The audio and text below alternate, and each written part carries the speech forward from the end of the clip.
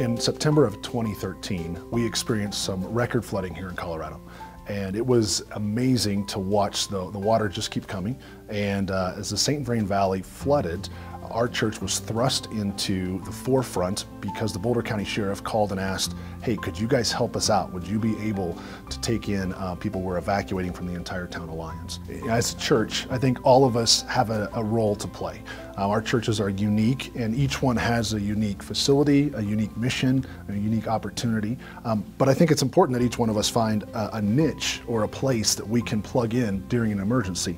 For us as a church, we felt like our facility was one of our best assets, as well as our volunteers. Our facility does have some limitations. You know, we learned in this lesson of really opening your building is important. The lessons that we learned were significant. One of the lessons that was really important was forming teams quickly. So we immediately developed a food team. We were obviously going to need meals. And that one was actually kind of an easy team because we already, as a church, have a lot of people that know how to do food. Now the scale was magnified, right? It was bigger than just a church potluck. And while we're a large church, we aren't accustomed to serving thousands at a time.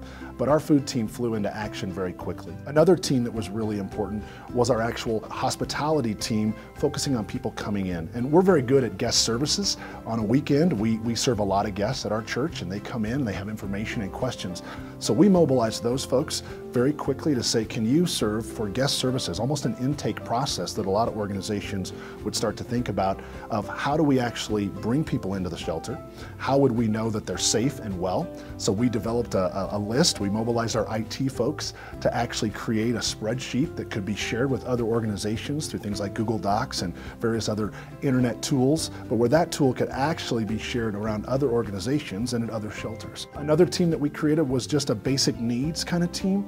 That team took in the donations of everything from clothing to bedding to basic care items that you would need for cleanliness and other things. And they then put together a small store that we offered to folks that they could actually come up and get the things that they needed.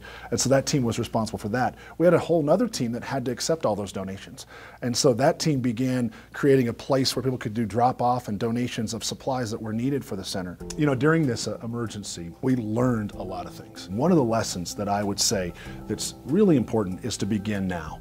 Really that essence of starting now. Don't wait for it to hit. And so we wish we had done more. We had done some training with the Red Cross, and we had traveled to help in other emergencies, in Katrina and also the Joplin tornadoes. We had helped in the Windsor tornado that happened several years ago.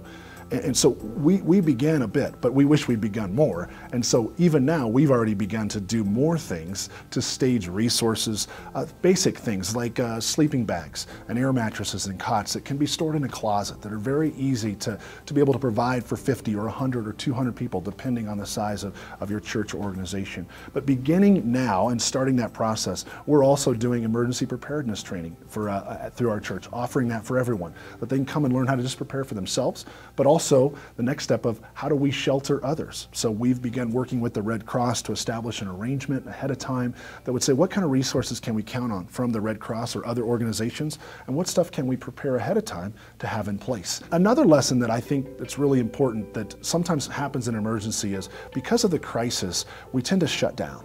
We tend to stop thinking that we can do, and we start very much focusing on ourselves. And that's not bad. We want to make sure we take care of ourselves, but oftentimes we stop saying yes because we're afraid, because of fear. I would encourage, a lesson that we learned was find ways to say yes, and you will be glad that you did. It gives you an incredible opportunity to meet people's needs when you say yes. And it's a simple activity of just saying yes. Sometimes we don't know how we're going to solve that problem, but saying yes to it, it gives you the opportunity to be at the table. It gives you the opportunity to actually serve people. And if that's your heart, find a way to say yes, even if you don't know how you're going to pull it off. Because for me, what I found is God provided everything we needed to the yeses that He called us to. One of the things that I think I would encourage people to do is to remain flexible. In a lot of the plans and emergency preparedness things that we've worked on, it can get very rigid and very specific, and we don't know the emergency or the disaster that we'll face. But just offering some flexibility, and maybe in our seriousness about preparing that, also realize that there's some things that just crop up that we're not going to have thought about, and we'll need to be flexible and agile in that. You know, another lesson would be partnering with experts. That was a key thing we learned very quickly. We don't have all the answers. We've never done this before. We're not experts at how to do a shelter or how to do recovery after or cleanup or all those sort of things. But we found some incredible organizations that came alongside that were a good fit for our organization, that were national, that had expertise in this, and we partnered with them. And that yielded so much to our community because through us, it was a conduit for those resources to be spread throughout our organization. It was fascinating to watch places like Operation Blessing that came in and provided all the tools we needed to go and do cleanup activities in our community. Amazing to watch World Vision show up and bring a semi full of supplies based on our needs. It was really incredible to see the experts weigh in and give us great advice. We didn't have to reinvent the wheel. So when we started helping people in their homes, oftentimes you don't think that you might need a work order and a release from the homeowner to actually begin doing work. But that's really important that you actually have that information so you're not liable later, that they've given you permission to work on their property. It also allows them to have proper tracking of the hours that have been put forth on their property when they work with insurance companies or with FEMA or other organizations. So it's really important to have the right people and to leverage the expertise. And people will come along, but look for that. Look for those opportunities to partner with organizations. Another thing I would say that's really important as a lesson we took out of this that God used was staying the church. You know, the reality is we're not a relief organization. We're a church. And as a church, we're called to some specific things. One, we're focused on people's spiritual needs, but we also focus on their physical needs. Sometimes churches have only focused on one of those, but we know through Jesus, he focused on both. And so we tried to model that, but we stayed the church. We had a shelter running with several hundred people staying in our facility, and we still had worship services that took place over 2 weekends. We had a baptism, we had a wedding. We still stayed the church, and it was a powerful thing for people to come in and say, we feel love. Some of our folks went to another shelter that felt more sterile and felt much less safe, and they said, we want to stay here because we feel loved here.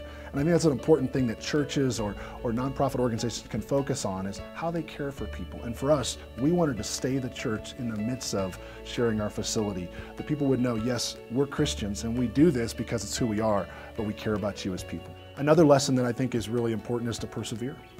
So often you get tired, but there's this fatigue factor that happens even in preparations, even in planning. It's like, well, maybe we don't need to spend as much time or whatever, but keep going and persevere. I think blessing happens when we continue to give, when we continue to persevere. That's a biblical concept, but it's also one that paid off for us. As we went further in, we found that there were greater things, there were opportunities. Sometimes it doesn't seem as big to maybe do the cleanup, because if you do the shelter, well then this will happen. But we really found that we kept following up with people. So when we helped in their homes, that we didn't just leave that. We followed back up to say, what help do you need now? How do we come back around? And in emergencies, there's a rule that often gets used, and I've heard it shared with me. It's one I like.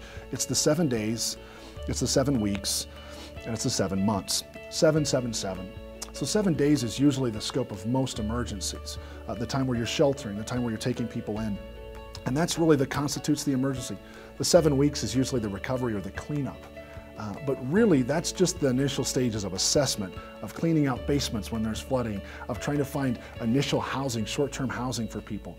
The real work starts the 7 months, and that's where recovery and sustainable recovery really takes place, is in that. And oftentimes it can take even longer than that, 7 months, double that, but it's at least the 7 weeks, 7 days, 7 weeks, 7 months that is very helpful for people to understand. They need to persevere for the long haul, and everybody has a role in that. Everybody can play a part. The last rule, lesson that I would say, or thing that we've kind of adopted in our list of lessons learned, is really not hurting people in your effort to help. So often we want to do the right thing, and nonprofits get this all the time, that we can actually create a culture of dependence versus helping people move towards self-sufficiency.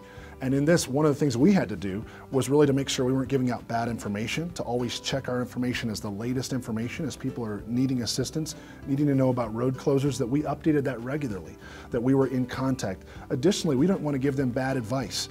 You know, in an emergency, people are very vulnerable. And the opportunity to give bad advice is really a bad thing. The only thing worse than not getting advice is to get bad advice. That can take you in the wrong direction.